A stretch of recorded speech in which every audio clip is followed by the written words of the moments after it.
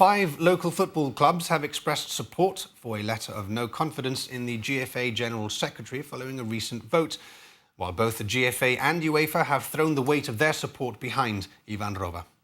In what has been a contentious process, the Gibraltar Football League Association initially drafted and presented a letter to GFA President Michael Llamas calling for Mr Robba's removal from the post.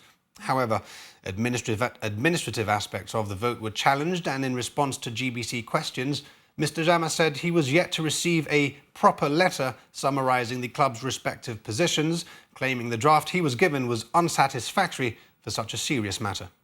Following revisions, GBC understands that of the 11 clubs in the National League, 5 remain in favour of the no-confidence votes. 1 club voted against.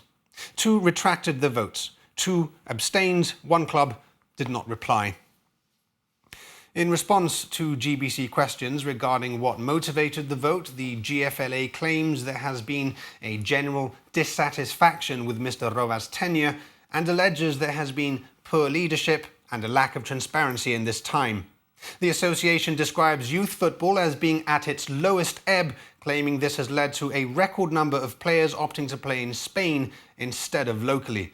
It also points to the vacant position of technical director after Desi Curry stepped down in what it calls controversial circumstances. GBC also approached UEFA for comments on Mr Robba's administration.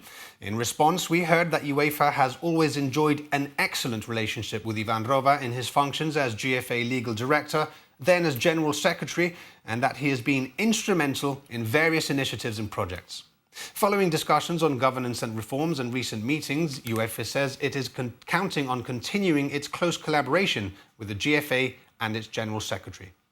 GFA President Michael Llamas told us that he had full confidence both in Mr Robba and in the current board of directors. Now, the GFA General Secretary is not elected to their position. As such, Mr Robba cannot be voted out by the clubs. Those who support the vote are hoping to apply pressure on the basis of what they have called long-standing issues with the GFA.